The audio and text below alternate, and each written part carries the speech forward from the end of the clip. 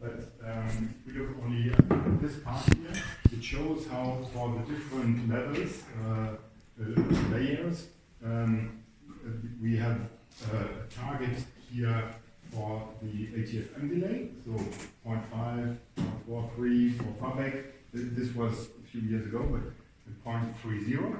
And this translates in a certain amount of delay minutes divided by number of flights. So you have a certain amount of flights that are expected for the different areas. So as I said, in DFS level, we have approximately 3 million flights, but one flight is only half an hour in Germany. And then here in the FABEC area, we have 6 million flights, and it's 45 minutes. They are a bit longer, of course, because the airspace is bigger. And here we have 10 million flights. And here, one flight through Europe is 1 hour and a half.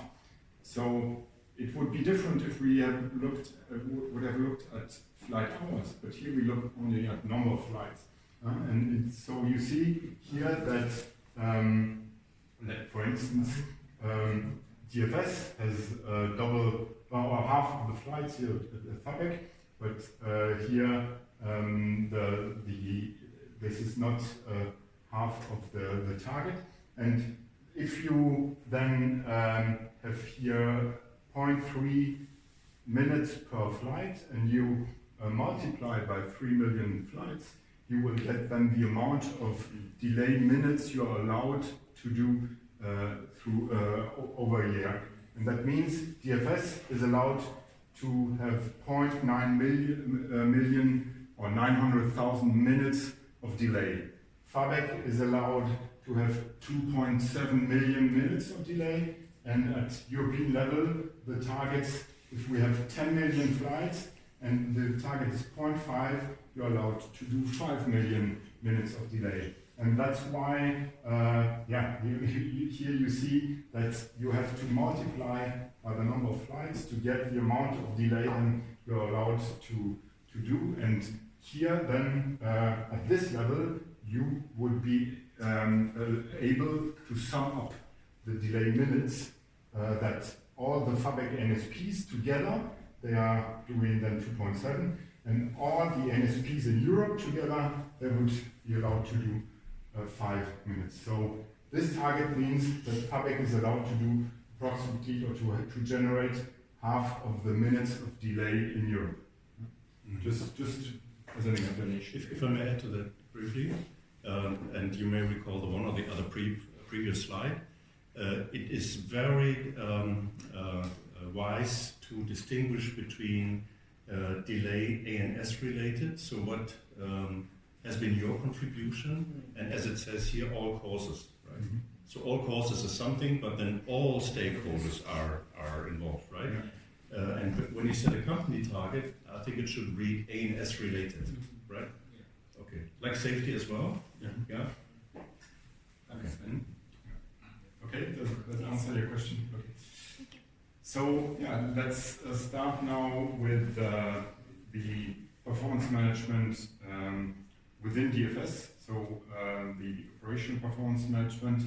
And before we go into the details, I'd just like to show this organization chart, because it's not only one department at DFS coping with performance targets, performance management, and so on. It's several. So we have the overall coordination there at the top level. Then we have tomorrow you will have safety with a colleague here from this department. This is my department, OXO. It's performance management, and we are responsible for capacity and for environment together with another department. And then you have the finance guys, they're responsible, of course, for the financial targets.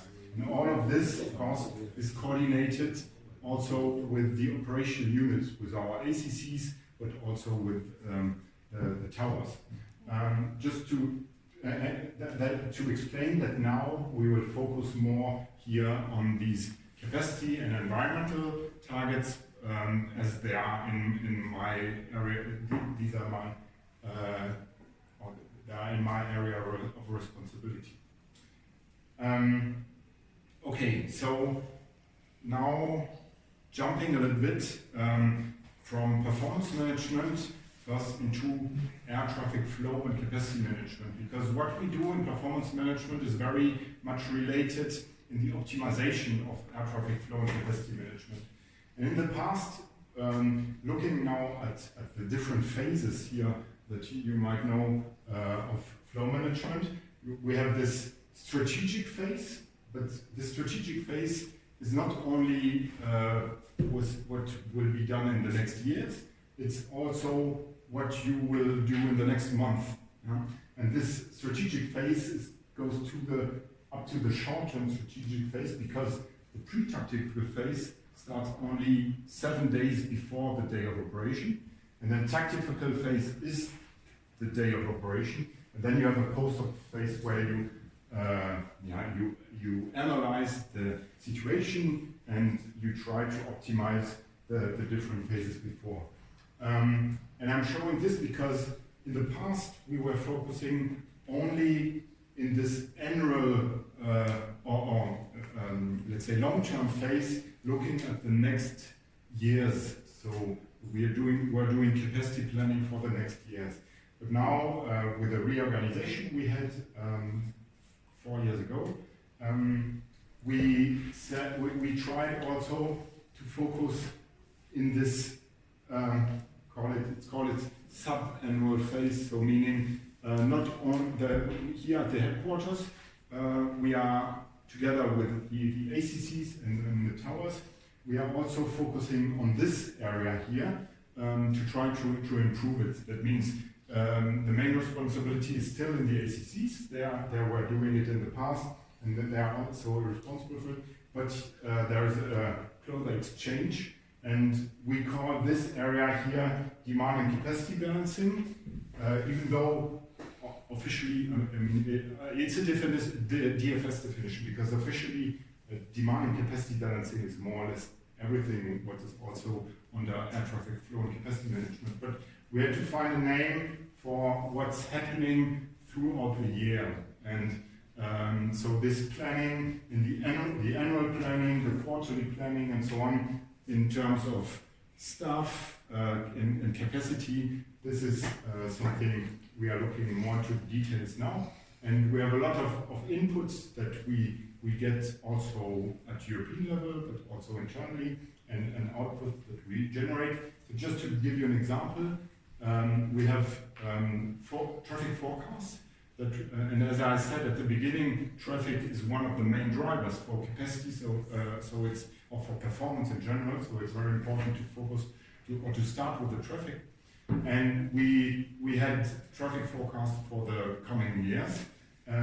Now, since 2020, we have 8 weeks outlook coming on top, coming from the network manager from Eurocontrol. That helps us also optimizing the capacity we provide through the in the coming weeks. So this is just to explain that we are going very closely now until to the day of operation now from our headquarters also to accompany the ACCs. And demand capacity balancing, as I said, it's about traffic demand, it's about capacity, including staffing, and if you don't find the right balance, this will generate delays. So these are the focus areas we will now look at with different dashboards and analysis on the next slides. So the traffic forecasting, for this we run through an annual planning cycle at DFS. And this is something, even though we have been optimizing it, but we are doing this already for years. As I said, this part, looking at 7-year forecast, for instance, this is something we have been doing really for a long time. And we have some milestones throughout the years where we provide or generate some deliverables also for the company. So we start in January with the phasing, so meaning we know what we will expect this year as a traffic, but then we have to define how it will be distributed over the different months. Then we have just an annual report where we look back in the previous year. Here from Eurocontrol we get a 7-year forecast. Then we will, in April, May, beginning of May, we will make an update on how especially the summer will be, but we look at the entire rest of the year. So this is the traffic, we call it the traffic outlook. So what within the year it's the outlook, and what's for many years it's the forecast. Then we also provide our own forecast that's is on top of this STATFOR, the Eurocontrol STATFOR forecast. Then we get an update from STATFOR in October, allowing us to also make a revalidation of our forecast. And that's done year by year. And of course we have not only the operational departments, but also financial departments and so on that are using that, because as I said, the traffic development is really an important driver for that. Here you can see the STATFOR forecast we get. So this is now, for instance, at a level of Germany, traffic in Germany, from 24 to now it goes up to 31, the latest forecast we received from Eurocontrol. And we have different forecasts from Eurocontrol, so the latest one is a bit more optimistic than the previous one. The blue one is the one we made internally, because at DFS, let's say at a local level, we have a close cooperation also and close exchange with the biggest airlines, with airports like Frankfurt Airport, for instance. So we have some more insights regarding the local developments that we use also to make our own forecasts. But this is, of course, the STATFOR forecast is an important basis also for the performance planning I've been showing before. So this is something we continuously look year by year, but we also then go in a higher level of granularity, looking at the traffic development we expect for 25.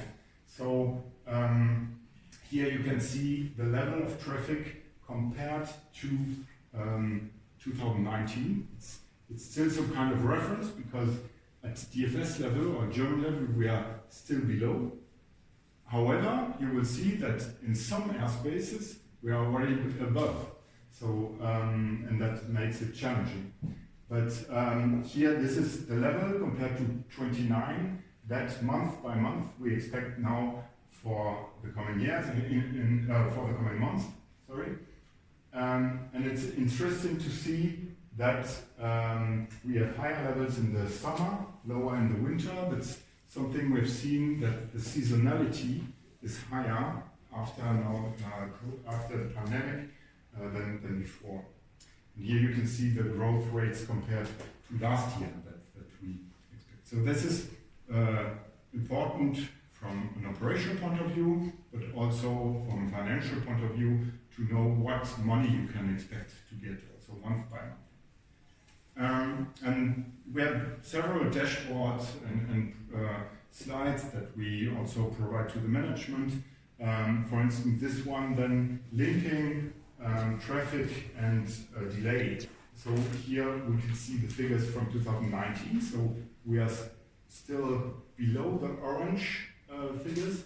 We're here in blue, but higher than last year, so very close to the level of 19. And here's the outlook we get from the network manager for the next 8 weeks. However, we know that it's always a bit too optimistic, because it can have different effects, like because of weather, there are some flight cancellations and so on, and then we end with a slightly lower level than this. So we expect to be somewhere between both here. And then it's interesting to see how delay evolve. In 2019, we had quite high delays, also as you can see here in orange. The green line were the delays last year's, and you have a thick line representing only the ATC related delays, and the thin line including weather delays. So you can see last year, for instance, here the performance was not too bad, but because of weather, the delays were very high. And that's important to look at both.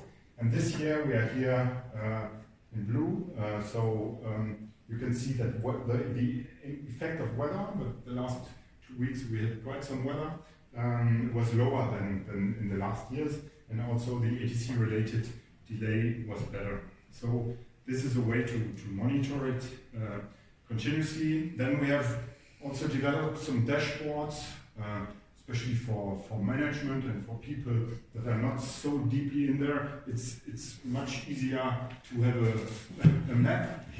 Right? Yeah, visualizing your results. And you can see we have lower airspace, upper airspace.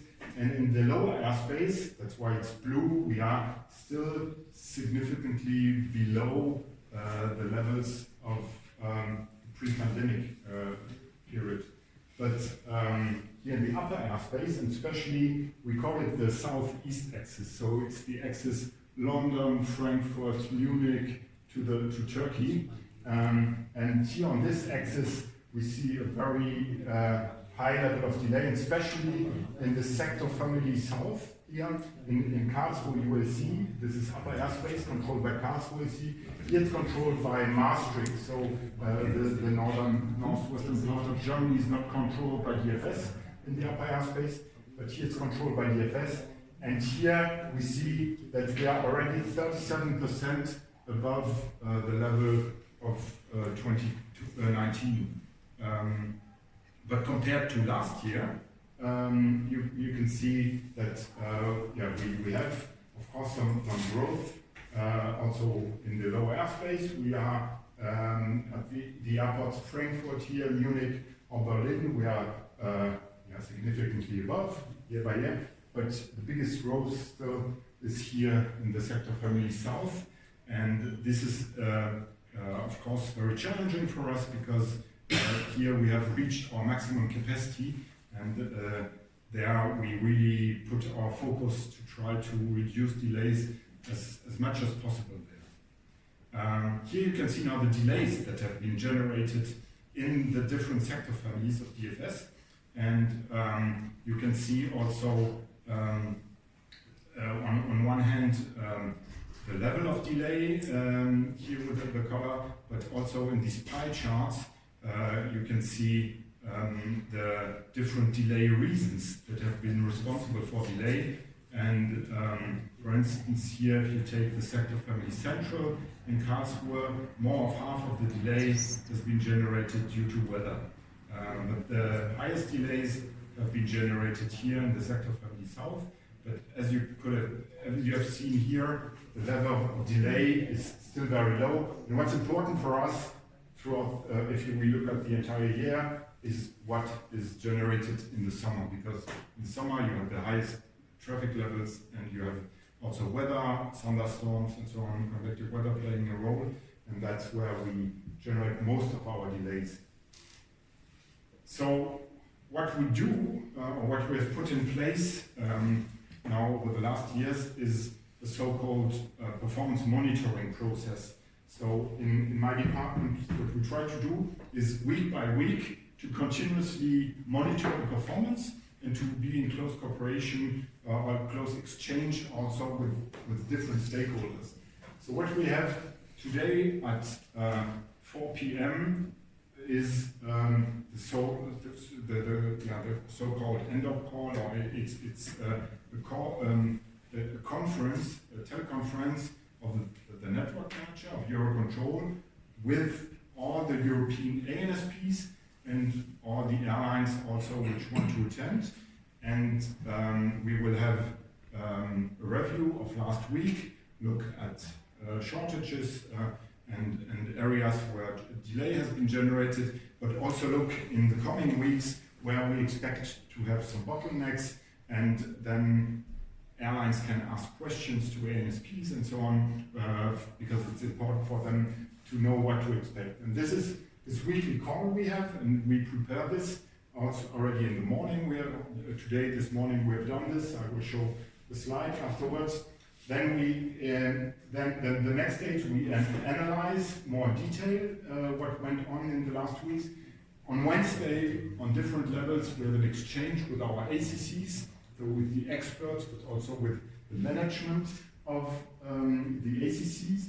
And then we go into further evaluation once we received information for them. And on Friday, we always have the so-called ops call, where we inform our top management, let's say, about the performance and also what they can expect. And this is very good process to build up also the operation expertise, but also to find ways then to optimize performance and to see whether we need the top management also to initiate some measures to improve performance. So this is just on one slide possibility now to get a view on how was last week. What we try to do is not to focus only on one KPI, as you have seen in the European regulation, what I've presented before. Here we need really to get the entire picture, not only how was the traffic evolution, how was delay, but also how was staffing, because currently it's really staffing driving most of the delays in Europe. And here for Germany, for instance, so we see the movements for the different ACCs, the year-on-year or week-on-week change, then day by day, and then for different airports like Frankfurt airports, 2.5, or Munich was 12.5. That was because of the Champions League final 2 weeks ago. Had a lot of traffic compared to last year. And here you can see for each of the 4 ACCs the delay that has been generated, and for the management here and in preparation for this network manager call, it's very easy to see, okay, orange is weather, and most of the delay has been generated due to weather. For the rest, performance is very good. So this is one point, and if you see some days now with a lot of delay, especially blue charts, you would look then into the sector opening times, because this is something we report. You see how the sector openings compared to last week changed, and here the number of shifts, and we have so-called incentivized shifts, where controllers get extra money to make an extra shift, and here we can see the amount of extra shifts that are more expensive, but very important as a tool to have a flexible amount of capacity that we can make available.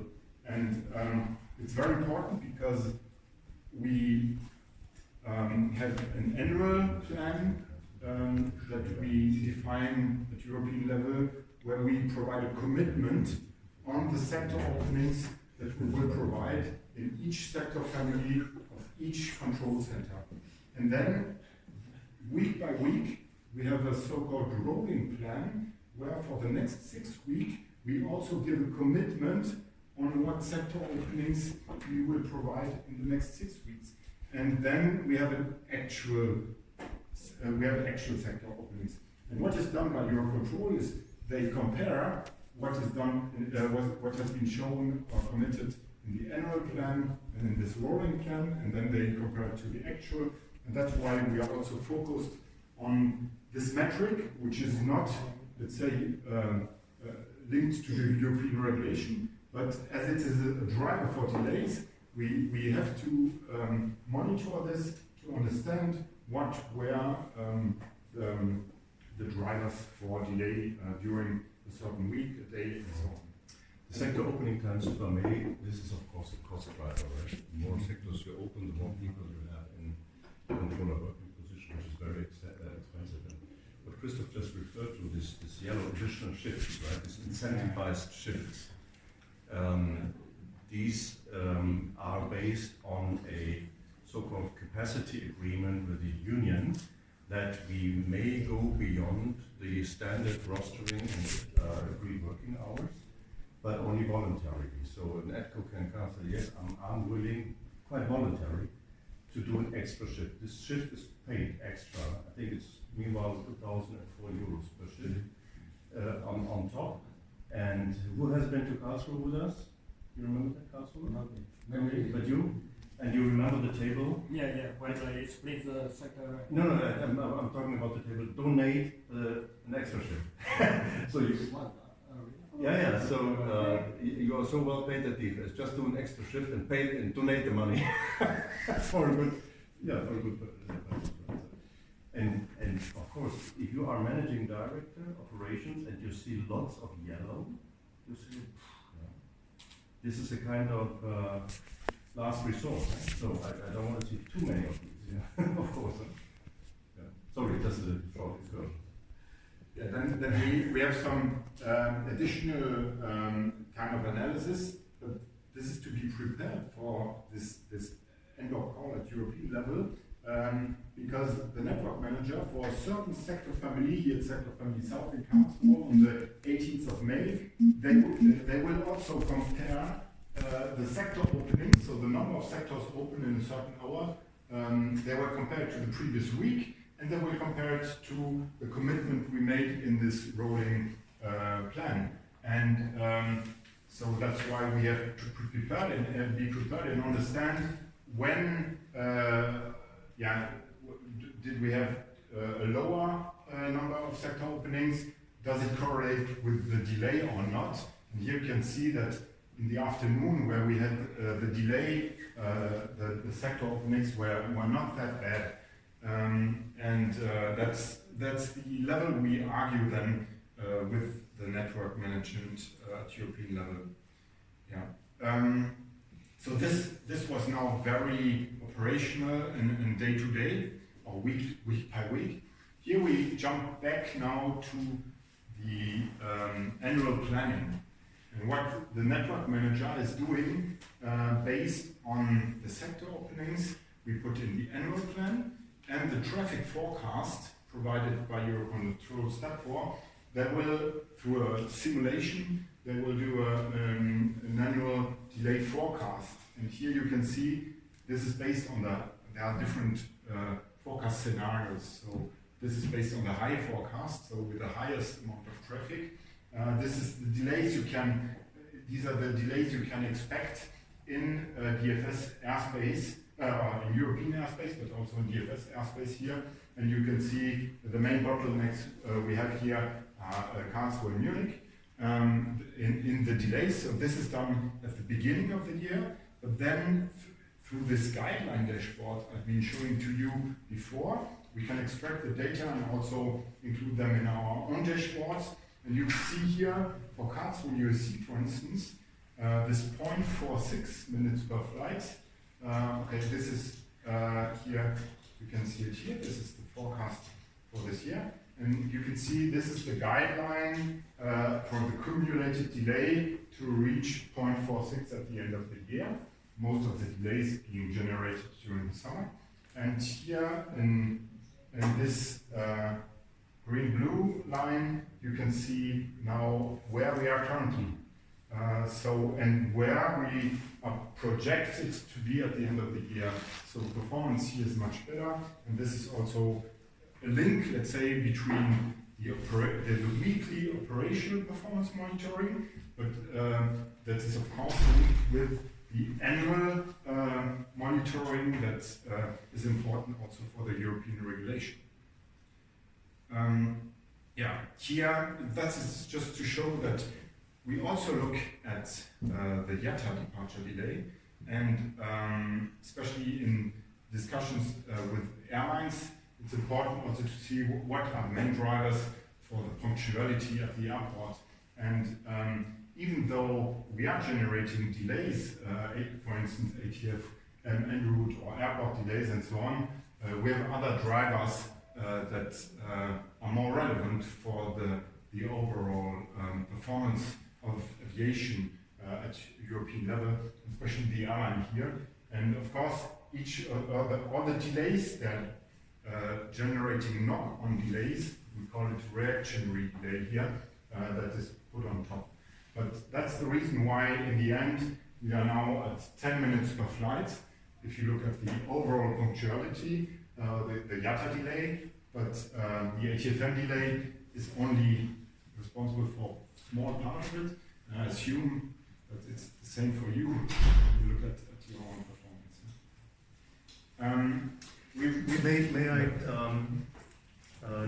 We were talking about being careful in defining KPI, in particular if it's about quantitative key performance indicator, because you need the raw data, you need the numbers. Huh? So looking at this, perhaps a question would be fair to, where do you get all the data from? Yeah. I will come to this in the data analytics part just in a few minutes. Yeah, of course, we have our data sources. We will come to this. We also look into interdependencies between the KPIs, as I was shown. And here, for instance, we have a dashboard where we have the traffic, okay, day by day over 365 days. This is year 24, 23, and the year 19 still. And we see here the delays day by day, and we see the horizontal flight efficiency. Yeah? And that's quite interesting now. If we look at the days with peak delay here, and we look here, how was the flight efficiency on those days? We see that we had a bad flight efficiency on the days with a lot of delay, which is interesting and also obvious that on days with a lot of delay, airlines will try then to reroute and so on, and flight efficiency we will have a poor level of flight efficiency. But through that dashboard, combining different KPIs, you can really visualize this, and it shows that it's not enough to look at horizontal flight efficiency on an annual or monthly basis. You have to look day by day and also break down not only at DFS level, maybe also go to a deeper level than to analyze that. In terms of environment, we're just in a transition phase also, because we are setting up a new data now to calculate the fuel burn and CO2 emissions and so on. And our goal is really to, based on this new data source now that we will have available in the next month, to develop new dashboards also, and in the end to provide an input for an optimized airspace structure, because that's the objective of performance management is through the data and drive operations, and through the environmental KPIs we want to improve the airspace structure and make flying more direct or more flight efficiency. On the other hand, we were certified in the so-called EMAS. We have this EMAS certification. It stands for Eco Management Audit Scheme, so ecological management, and it goes beyond only green flying. It also measures things like climate-friendly mobility, waste avoidance and recycling and so on. So it's really the big picture on environment. But from my department, we focus on green flying. Now to come to your question, yes, thank you. On how we do this, and I have the chance that in my department I have the operational experts, so they are doing the performance analysis with their operational expertise. And in the next office, I have a data analyst, and so the operational expert can go to the data analyst and ask for a certain analysis, and he gets it 2 hours later or something like this, or get a new dashboard or extended dashboard. And I think that's a very good thing to have this this expertise in the same department. Yeah, regarding the data sources, what we have is we have internal sources and we have some data provided by Eurocontrol. And also regarding the internal sources, we have different levels of granularity.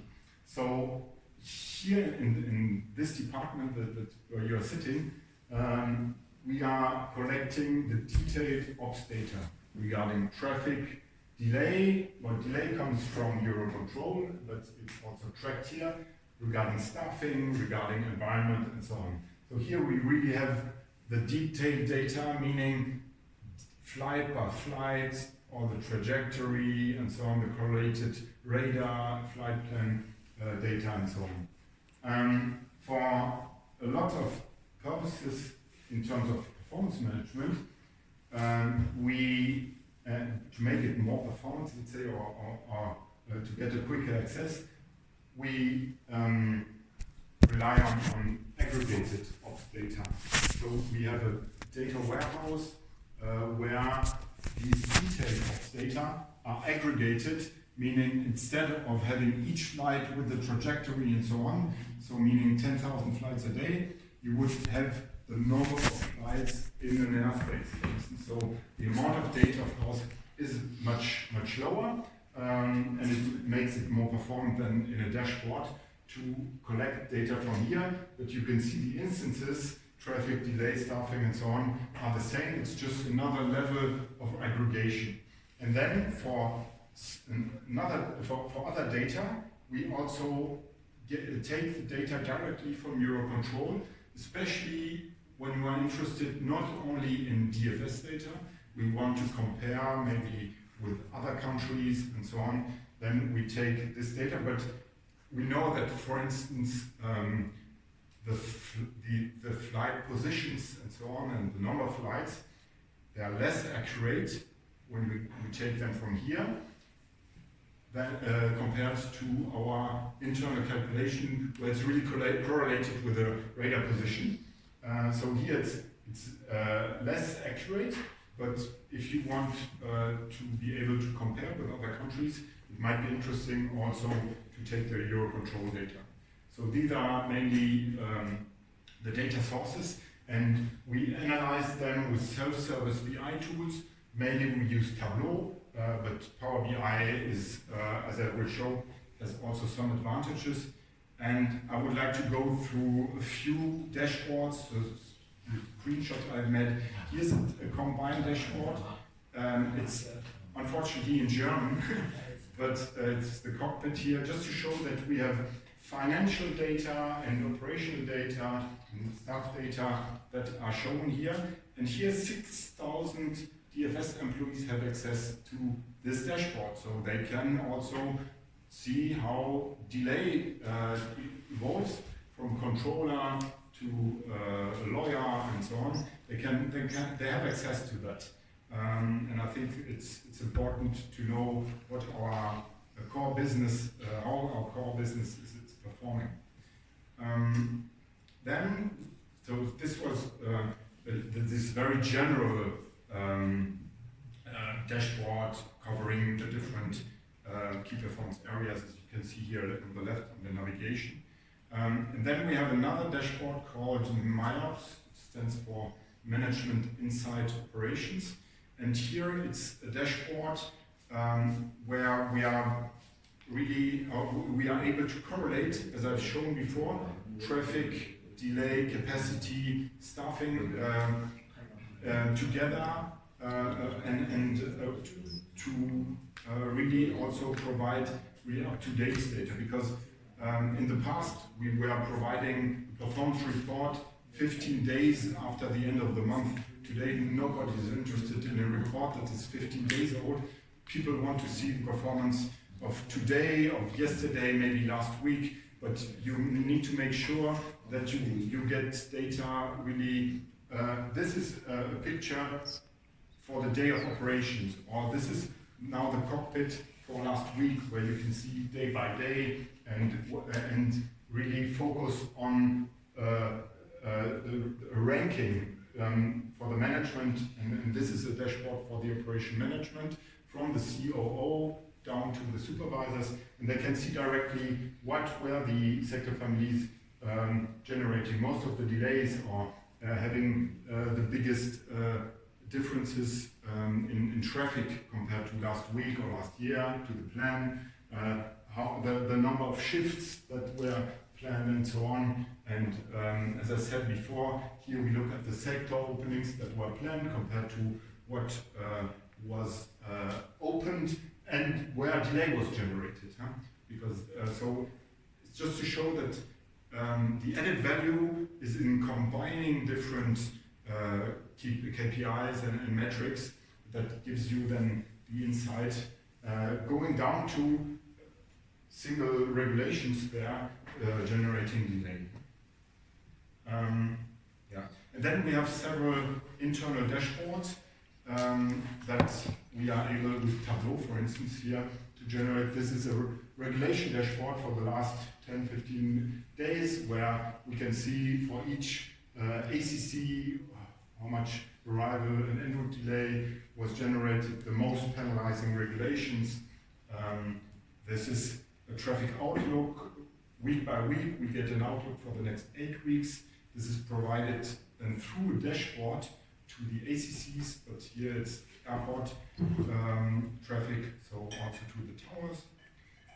Here we have these extra shifts, so we have a certain budget for the extra shifts, and you can see how many extra shifts were given. So in some ACCs we might be above the budget, in some below. What's important in the end, and you can change also between a cumulative view and week by week view. We have dashboards helping us to analyze flight plan adherence, like unanticipated traffic or no-shows. This is really then more than a dashboard, it's really a tool where you can, that is used by operations, by the ACC to analyze situation. And that's where I come to mobile or to Power BI. I have it already as a test user now on my phone, but it's one of the advantages of Power BI as it's integrated in the Microsoft environment. We use it already now, and the plan is now to deploy it quite soon once we have this gateway to, because it's all about getting the data really, let's say, up to date, today's data, and this is something then where our management will have a direct view on how is the situation currently in Germany, where do I expect what delay. I can go into the regulations, have the details, and also look at the traffic, and that's what we want to deploy now with Power BI. And then to finalize my presentation, I would like to show what else we're doing in the context of data analytics, because we are trying more and more now to use also artificial intelligence to optimize then the performance. And I'm in the process of migrating in the Azure cloud with DFS, and with my department we have decided to be first mover there, and we have already now data in the cloud that we are now able to use, because the good thing is the cloud itself is providing some artificial intelligence services that you can apply. And I had the opportunity in April to present 3 of our use cases at the Fly AI Forum in Brussels. So that was a very interesting exchange, and we saw that a lot of other people are working on the same topics, because what was important for us is to use AI not just for fun, let's say, but really where we can expect to have operational benefits, improving forecasts, for instance. That's a typical thing where with machine learning you can improve your results. Or also for forecasting these intruders or improve flight plan adherence. And then I will also show you what we're doing in terms of performance chatbot. So I will just finalize, go through two use cases, sorry. Use case one is the fine-tuning of this 8-week outlook we get from the network manager, and then at the end I will show the chatbot. So you can see that between the real traffic at DFS level and the planned traffic, the forecasted traffic in the outlook, there is a difference. And there are some parameters that have an impact on this difference. It's not always the same difference, it would be too easy. So in summertime, the absolute difference is bigger, but the relative difference, because of the higher amount of traffic, is lower than in wintertime. But we can see that from a geographical point of view, also here it's green in the background, so that means that the quality of the forecast in the upper airspace is better than in the lower airspace. And you can see special sector families, they have a very poor forecast. And then you can see also whether the forecast was too high or too low. And we see some structural reasons for the forecasts deviating then from actual traffic. For instance, flights from Prague here in the Czech Republic to Amsterdam, they are always counted here in Munich area in the forecast. But in 90% of the cases, they would fly higher through Karlsruhe. And with machine learning, this is something you can take into account and improve your forecast. And that's what we have done. I don't want to go to details now of this architecture we have presented. So we, in the Azure cloud, we're able to run these machine learning algorithms. And for the ACCs, we were able to improve the difference between actual and forecast, depending on the ACC, between 15 or 16 and 24%. And we think that that's just the beginning. We can reach 40 to 50% even. So what we have done, we have developed a sector config tool with Karlsruhe USC, for instance, where they have different sector configuration, and for each hour you can see which sector configuration fits, or which one would provide an overload.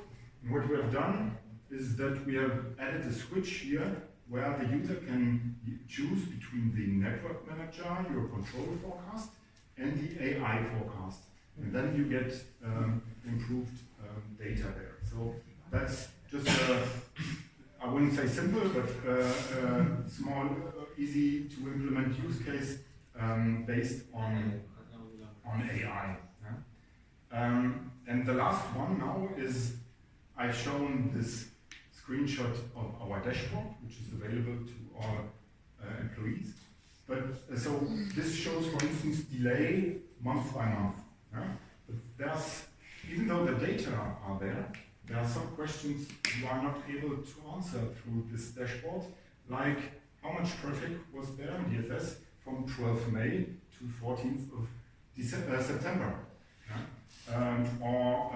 Which were the 5 days with the most delay, with certain reasons also. Or also how many APCOs were available and so on. And, but the data in the background is there. And what you can do now, also, this is again the architecture, I don't want to go into the detail. We have developed a chatbot. The idea would be, in the end, to have really a line above there where the user can then enter a question. And yeah, that will also finalize my presentation here. I have a little video to show you how this works. You enter your question. This is just in between to see whether the question is translated into the right SQL query, and you get the results. And then you can retranslate the result, if you want to, into a sentence. And this is really then a chatbot. I think it's very interesting for people that are interested in the data, but are not data analysts, and they can just enter here the question. And the good thing is it works in all languages. And we have translated it, I think now you will have this is what average traffic in cars for 24. Then you get the result. All these are results that you cannot get here. Now it's Spanish. It works the same way. We have used Chinese. That's already directly integrated in this functionality.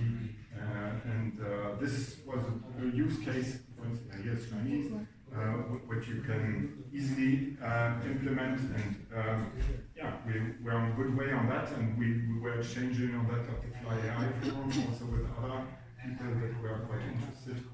Yeah, so just to show that with AI, there's the use of AI, there are some benefits, some further benefits we can get out of the data, but in the end, the objective should always be to improve performance. And that leads me to the end. Impressive.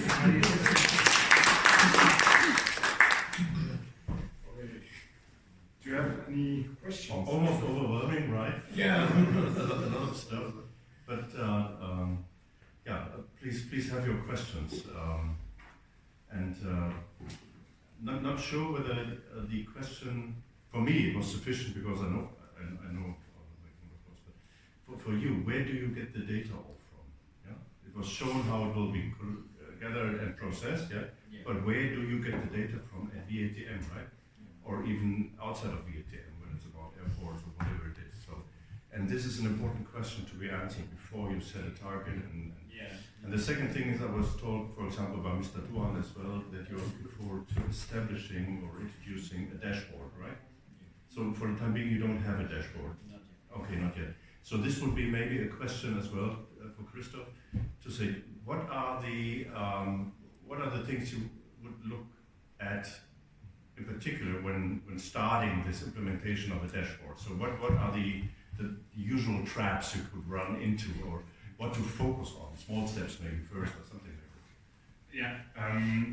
So what is important to have in mind, first of all, is when you develop or you want to develop a dashboard, you could say 80% of the work is to get the data, and 20% is to develop the dashboard. And once you have the data, it's very quick, and we go more and more in the direction of these self-service BI tools like Tableau and Power BI, because there you are very flexible. You don't need people which are software engineers and so on. They come from with other expertise, but they're able, like people use Excel, they use Tableau, and they're able to make nice analysis. And there you are very flexible, and you can start with small steps.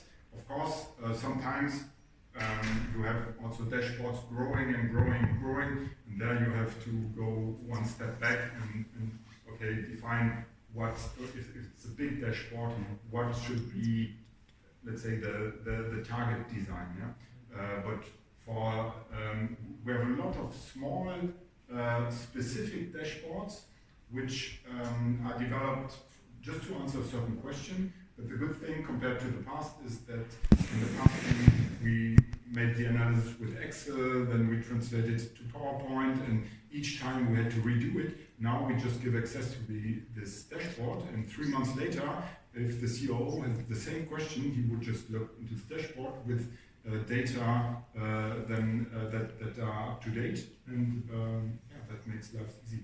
Mm-hmm. Okay. And to start off with the first chosen key performance areas you want to monitor, and maybe I think it was also nice and very well received when Christoph said almost 6,000 EFS employees have access. So this is, you provide an utmost degree of transparency here, which is trust building. Yeah, everyone sees what's going on. Yeah, which is a good thing. And of course, we started off with, yes, let's say first layer. Everyone can see, has access to the first layer. But if you go more into depth, then there is kind of restrictions. So yeah, you can play, you can do whatever you want. Right? It's a really good thing. So if you need any further information, I'm sure that we can relay on Christoph. Okay. Any further questions? May I ask questions?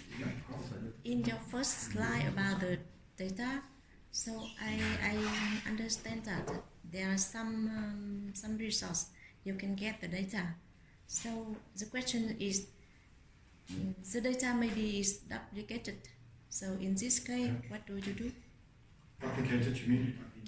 So ví dụ, example from the flight plan you can get from this resort and so, and from that resort. So Exactly, and that's a very good question because if people asked, for instance, what's the number of flights at an airport, you really have to make sure that you have the right definition. Are you talking only about takeoff and landings? Are you talking about low approaches and then touch and go? Are you talking about flights through the CTR that were not landing? So there can be different definitions, and depending on the source that you use, there can be also differences. So it's important when we, just to come back to the slide you meant, that you know which area you have chosen. So what we do usually is here, this data, this aggregated data should be consistent with this one. So if I calculate the number, or I get the number of flights directly here, or I take the detailed data and I make the calculation myself, I should get the same result, okay? But if I take then the data from Eurocontrol, you have to keep in mind that you could have a slight difference. And that's why in our slides, we always put the data source on the bottom or also in the dashboard. And it's important for people to know what has been shown, and because otherwise you always get questions. Okay, I have two analyses and they're different. Yeah?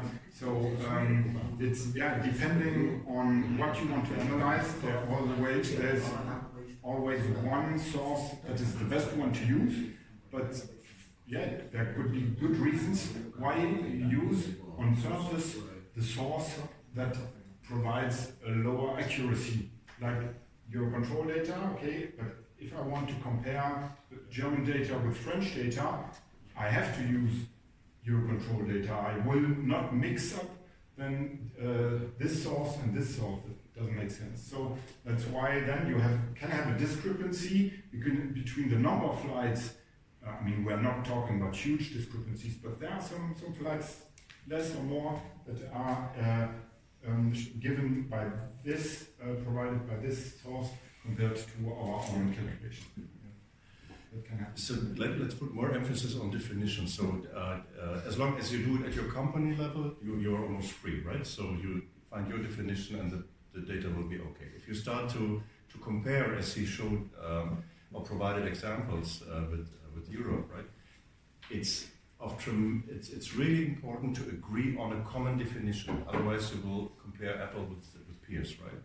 And this is for safety as well. For safety, it's dramatic. So, for example, the entire UK nuts,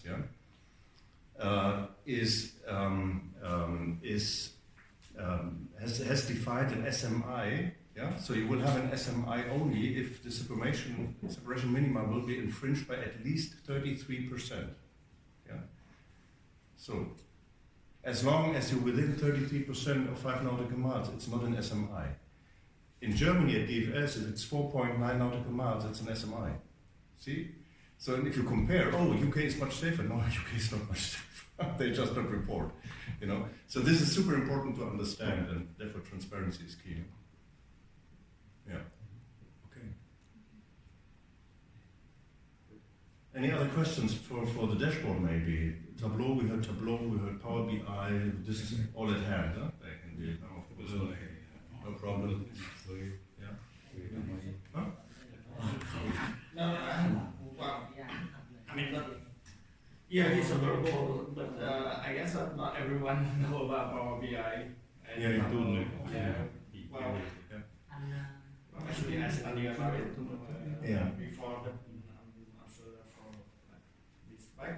See the Tableau. What is Tableau? yeah, You know. that's only name. you know the name, yeah, which is good. But keep in mind and take it by heart. So when you said it's 20% to build such a dashboard, but the devil lies in the data, so it's 80% of work goes through the data. Otherwise, the dashboard is there's no point in having a dashboard. So all of the KPI is controlled by the dashboard. Sorry, I didn't get your question. All of the KPI is controlled by the dashboard, right? So whenever you need any number, you can extract it from the dashboard. Yes, but sometimes you want to get new data, and then you need resources to get this new data. As I said, for instance, for environment here, we are just setting up a new source which will be more accurate than what we get in the past, because we want to be able to analyze more in detail the flight efficiency at not only a horizontal but also at vertical level, and so there's a lot of effort. But once we will have the data, we will be able to do plenty of things. And over the last years, we have been able to increase and improve the number of available data. We have this migration to the cloud also, which is an important step to be able to use the data in a different way. That's in Germany at least, we don't have only the technical challenge, we also have the negotiations with the staff representatives, because especially when you're talking about staff data, they have to agree for us to use the data, and that's an additional challenge. Let's say, I don't know if you have the same things in Vietnam. So we do have another 3 hours before dinner which we can spend on further defining our KPIs, right? Maybe I think you have already almost everything at hand, right? So take the example from Christoph for DFS, so at company level, average delay per movement en route 0.39 minutes, right? Okay. So Mr. Hang said for the ATM it will be 1.5, right? Okay. There is one thing missing, which was here. It says when. The when is important, okay? I want to have 0.3.9 in the year, whatever. If you said, I think it was 27 or something you chose, I'm not sure. So this is an important step. A target must be time bounded, right? If you say 2026, okay, yeah. But I think it's more related to the further development, 2030 or so something. So whatever, maybe it's 2029. I don't know. So. Smart. Huh? Smart. Yeah. Letter T. Let it be smart, and T is time bounded. Okay, so there must be a time. So this is missing on the table as well. And same for when you choose a delay. He was talking about arrival delay, departure delay. Always build on what data do I have, so I can build on this. You need to have the data to have the appropriate analytics in place, right? So and for Hanoi, these 2 airports, what can I most influence is maybe departure, right? So you could say, what is the average departure delay from 2030 onwards or so, yeah? It should not extend more than +5 or -5 minutes compared to the schedule, something like this, huh? I would start at 10 minutes maybe. So, okay. Yeah, I think you have to go to a call. You have 4 p.m. You have this call. Thank you very, very much. He was so kind to pass on the presentation. It will be part of your documentation package. Okay? And you can always refer to it.